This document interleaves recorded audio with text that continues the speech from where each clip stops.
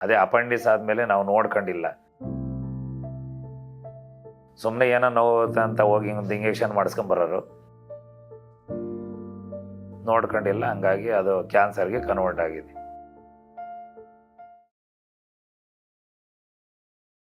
Patient Jayamma ಅಂತ ನಮ್ಮ ತಾಯಿ, ನಾವು ಶ್ರೀನಿವಾಸ್ ಅಂತ. ಅವ್ರ ವಯಸ್ಸು ಒಂದು 60 ಇದೆ. ಅಪೆಂಡಿಸ್ ಅಂತ ಆಗಿತ್ತು. ಅಪೆಂಡಿಸ್ ಆಪರೇಷನ್ ಮಾಡಿ ಗೆಡ್ಡೆ ತೆಗೆದ್ವಿ.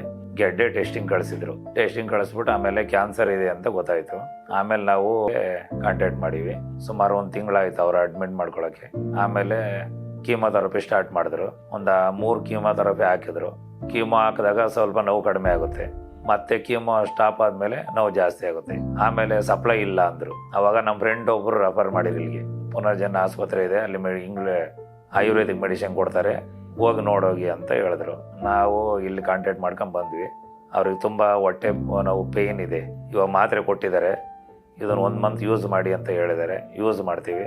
ಅದು ಕರಳು ಕ್ಯಾನ್ಸರ್ ಅಂತ ಹೇಳಿದ್ದಾರೆ. ಇದೆಲ್ಲ ಆಗಿ ಒಂದು 6 ಮಂತ್ ಆಯಿತು. ಕೀಮೋ 3 ಆಗಿದೆ. ಆಪ್ರೇಷನ್ ಅಲ್ಲೇ ಮಾಡಿದ್ರು, ಪ್ರೈವೇಟಲ್ಲಿ ಮಾಡಿಸಿದ್ವಿ. ಅವ್ರಿಗೆ ಸ್ವಲ್ಪ ಊಟ ಸೇರ್ತಾ ಇಲ್ಲ, ವಾಮಿಂಟ್ ಆಗುತ್ತೆ ಜಾಸ್ತಿ ನೀರು ಕುಡಿದ್ರೆ.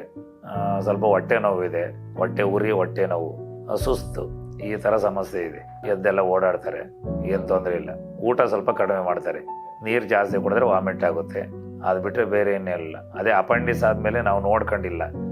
ಸುಮ್ಮನೆ ಏನೋ ನೋವು ಅಂತ ಹೋಗಿ ಒಂದು ಇಂಜೆಕ್ಷನ್ ಮಾಡಿಸ್ಕೊಂಬರೋರು, ನೋಡ್ಕೊಂಡಿಲ್ಲ. ಹಂಗಾಗಿ ಅದು ಕ್ಯಾನ್ಸರ್ಗೆ ಕನ್ವರ್ಟ್ ಆಗಿದೆ.